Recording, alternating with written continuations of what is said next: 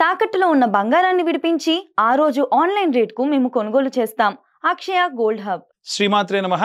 శ్రీ గురుభ్యో నమః. డిసెంబర్ నెలలో 1వ తారీఖు నుండి 31వ తారీఖు వరకు కూడా ద్వాదశ రాశులకి కూడా ఎలా ఉండబోతుంది, ముఖ్యంగా గురు తిరోగమనం. అప్పటి వరకు శుక్రుడు తన స్వక్షేత్రంలో నుంచి ఈ యొక్క వృశ్చికంలోకి ప్రవేశించడం, కుజుడు కూడా డిసెంబర్ 8, 9 తారీఖుల తర్వాతకి వృశ్చిక రాశి నుండి ధనుస్సులోకి ప్రవేశించడం, అప్పటి వరకు శుక్రుడు స్వక్షేత్రంలో ఉన్న కారణం చేత అది మాలవ్య యోగంగా, అలాగే కుజుడు గనక తన స్వక్షేత్రంలో ఉంటే రుచక యోగం ఉన్నటువంటివన్నీ కూడా 7, 8 తారీఖుల వరకు మాత్రమే యోగిస్తూ ఉన్నాయి. 7, 8 తారీఖుల మధ్యలో ద్వాదశ రాశుల వారు ఎవరూ కూడా ఎట్టి పరిస్థితులలో ఇక్కడ చతుర్గ్రహ కూటమి అనేటువంటిది ఏర్పడుతుంది. అది కేవలం ఒక రోజు మొత్తం ఉంటుంది. ఆ రోజున మటుకు ఎట్టి పరిస్థితుల్లో ప్రయోగాత్మకమైనటువంటి పనులు చేయడం కానీ, విశేషమైనటువంటి కార్యక్రమాలు కానీ చేయకుండా ఉంటే మంచిది. అలాగే ఈ యొక్క ద్వాదశ రాశుల వారికి కూడా ఈ గ్రహ సంచారాల్లో భాగంగా ఎలా ఉండబోతుంది అనేటువంటి విషయాన్ని ఇప్పుడు మనం తెలుసుకుందాం. తదుపరి వృషభ రాశి. వృషభ రాశి వారికి సంబంధించి ఈ డిసెంబర్ 1వ తారీఖు నుండి 31వ తారీఖు వరకు ఎలా ఉండబోతుంది అనేటువంటి విషయాన్ని ఇప్పుడు మనం తెలుసుకుందాం. ముఖ్యంగా ఈ గురు తిరోగమనంలో భాగంగా అలాగే ఉన్నటువంటి గ్రహ సంచారాల్లో రుచక యోగం అనేటువంటిది వీరికి యోగిస్తుందా లేదా అనేటువంటి విషయాన్ని ఇప్పుడు మనం తెలుసుకుందాం. ముఖ్యంగా చూసుకున్నట్టయితే వృషభ రాశి వారికి ద్వితీయంలోకి గురుగ్రహ సంచారం అనేటువంటిది ఏర్పడుతూ ఉంది.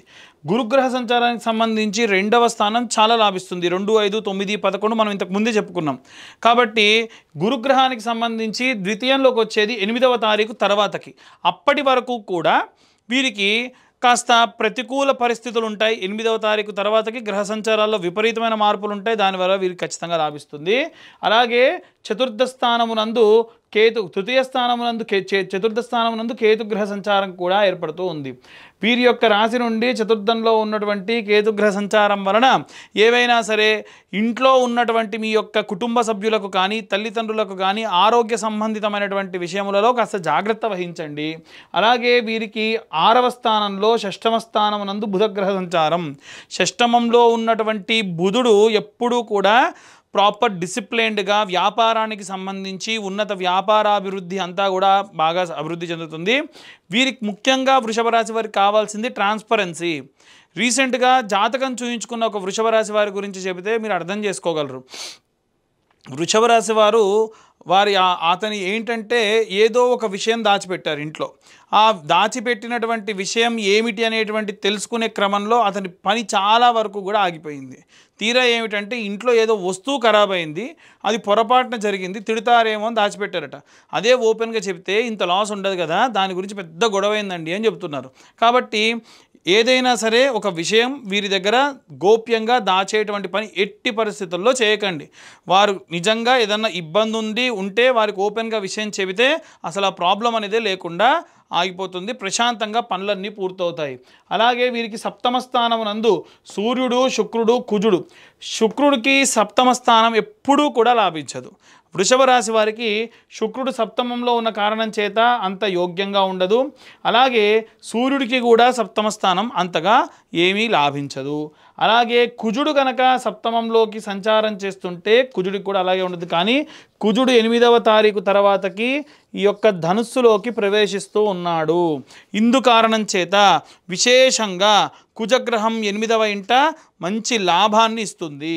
అలాగే ఈ వృషభ రాశి వారికి ఏకాదశ స్థానం అంటే ద్వితీయ లాభస్థానమునందు శనిగ్రహ సంచారము, అలాగే లాభస్థానమైనటువంటి దశమ స్థానంలో రాహుగ్రహ సంచారం. ఎప్పుడూ కూడా రాహు దశమ స్థానంలో యోగ్యంగా ఉండడు, వచ్చేటువంటి లాభానికి గండి కొడతాడు. అలాగే ద్వితీయ లాభస్థానంలో ఉన్నటువంటి శని తిరోగమనంలో భాగంగా ఇప్పుడు శని చండాల యోగంలో భాగంగా, కానీ శని 10వ ఇంట బాగుంటాడు కదండి అని అంటే అవును, అందుకే ఇక్కడ టిక్ పెట్టే. కానీ చండాల యోగం ఉంది కాబట్టి ఇక్కడ మనము ఇంటూ మార్క్ కూడా వేసుకున్నాం. కాబట్టి శని సంబంధితమైనటువంటివి ఏవైనా సరే అంటే ఇనుముకు సంబంధించి కానీ ఏదైనా వ్యాపారంలో లాభాలు కానీ తిన్నగా రాకుండా ఏదో రకంగా ఇబ్బంది పెడుతూ ఉంటారు. ఓవరాల్గా చూసుకుంటే వృషభ రాశి వారికి సంబంధించి అనుకూలంగానే ఉందని చెప్పాలి. ఎందుకంటే ఒక్క అష్టమంలో ఉన్నటువంటి కుజుడు ప్రవేశించినప్పటి నుండి, అంటే ఒక వారం రోజుల తర్వాత నుంచి వీరికి చాలా అద్భుతంగా ఉంటుంది. ఎలా చెబుతున్నారండి, మా డేట్ ఆఫ్ బర్త్ టైం తెలియదు కదా అని క్వశ్చన్ చేసే వాళ్ళు చాలామంది ఉంటారు. మీ డేట్ ఆఫ్ బర్త్ టైంని బట్టి తెలుసుకునేటువంటిది మీ పర్సనల్ జాతకం. అలా కాకుండా ఇప్పుడు మనం చెప్పేటువంటిది గోచారము అంటారు. ఈ గోచారంలో భాగంగా ఏమవుతుందనంటే మీ గ్రహ సంచారాలన్నీ కూడా ఒకేలాగా, అంటే డేట్ ఆఫ్ బర్త్ టైం తెలియనటువంటి వారు వారి యొక్క రాశి మటుకే తెలిసినటువంటి వారు పాటించాల్సినటువంటి విషయాలని ఇప్పుడు మనం ప్రస్తావించుకున్నాం. అలా కాదండి, మాకు పర్సనల్ జాతకం కావాలనుకుంటే మీ పేరు, మీ date of birth, time, place కింద ఉన్న నెంబర్కి వాట్సాప్ చేయండి. డీటెయిల్డ్గా జాతకం గురించి మీతో ప్రస్తావన చేయడం జరుగుతుంది. అలాగే ఈ జాతకానికి సంబంధించి ఎవరైనా సరే పూర్తిగా జాతకం కావాలంటే 16 భావచక్రములు, దశ అంతర్దశ, అష్టక వర్గ, నవాంశ, వీటి గురించి డీటెయిల్డ్గా జాతకం గురించి మనము తెలుసుకోవచ్చు. ఇందులో భాగంగా ఎవరైనా సరే జాతకం కావాలనుకున్న వారు 2511 రూపాయలు చెల్లిస్తేనే, ఎందుకంటే మాకు ఒక రోజు సమయం పడుతుంది జాతకం అంతా కూడా సిద్ధం చేసి మీకు ఇవ్వడము, మీతో మాట్లాడము. నిర్మోహమాటంగా నాతో మాట్లాడేటప్పుడు కూడా కాల్ రికార్డింగ్ కూడా చేసుకోమంట. ఎందుకండి అని అంటే కాల్ రికార్డింగ్ చేసుకుంటే ఎప్పటికి కూడా ఉంటుంది. పీడిఎఫ్ ఫైల్ ఇవ్వడానికి కారణం కూడా ఒకసారి మిస్ అయినా నేను మీకు ఈజీ టు ట్రాన్స్ఫర్ అనమాట, తొందరగా అది మీకు పంపించడానికి కూడా సులువుగా ఉంటుందని. ఇక అందరూ కూడా ఏ రెమెడీస్ తీసుకోవాలి, ఏ మంత్రం చదవాలి అనేటువంటి విషయాన్ని ఇప్పుడు మనం తెలుసుకుందాం.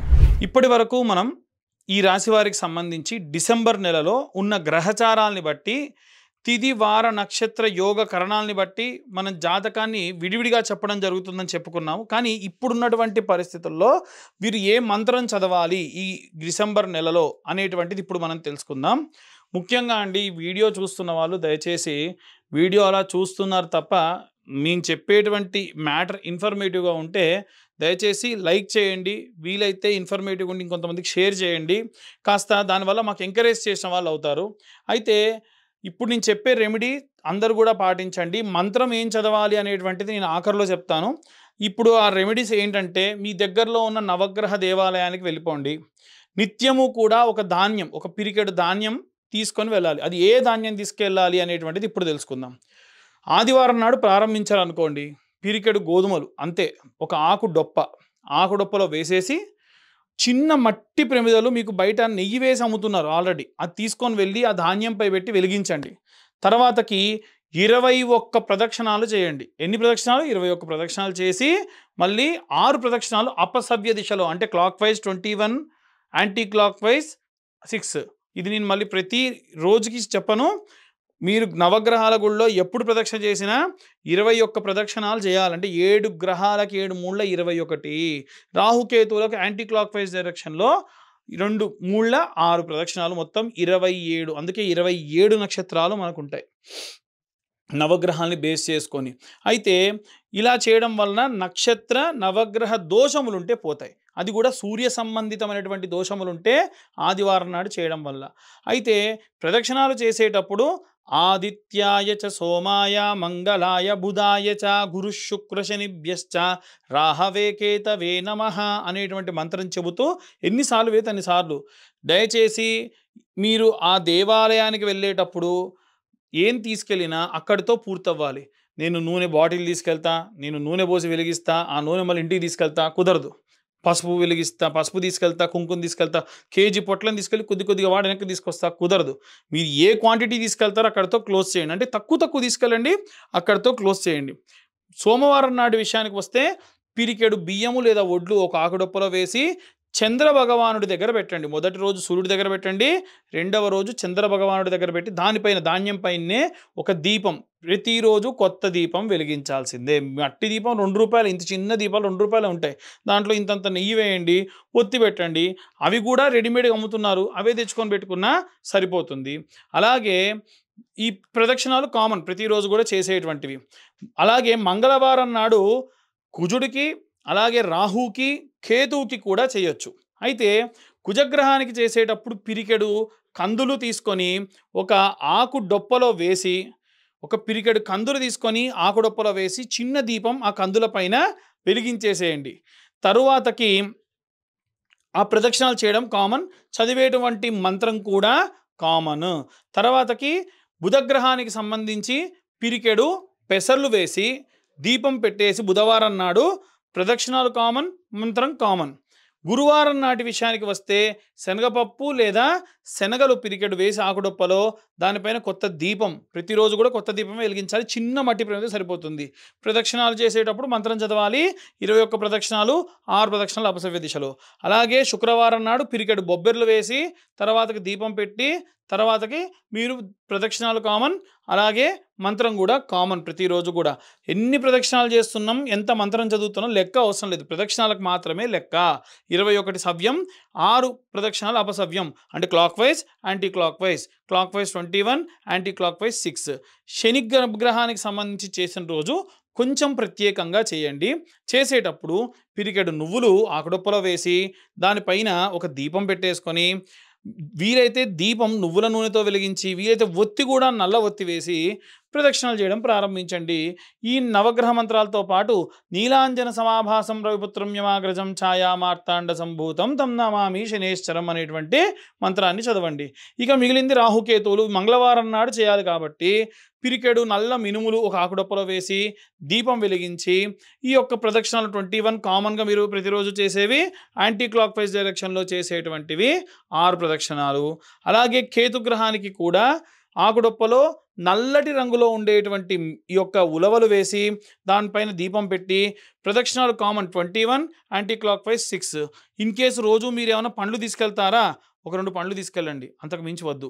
ఏ గ్రహానికి మీరు తీసుకెళ్తే ఆ గ్రహానికి తీసుకెళ్ళండి.